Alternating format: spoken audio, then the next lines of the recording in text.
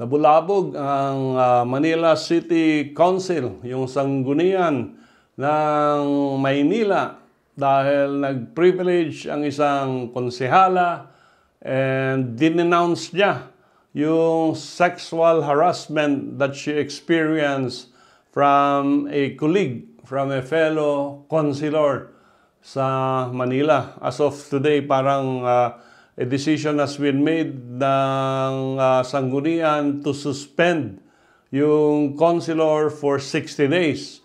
But aside from that, the councilor may now be charged for gender-based sexual harassment. And of course, na-define na natin in our previous discussions yan, any act committed through unwarranted, unwanted, uninvited sexual actions or remarks against any person or any gender identity. So, regardless of the motive for committing such actions are remarks. And gender-based sexual harassment may be committed in the streets and public places, online, sa social media, in the workplace, in the schools, and other training institutions.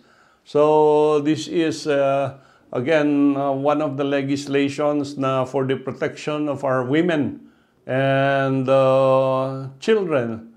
So among others, yung cursing, wolf whistling, catcalling, leering, and intrusive gesture.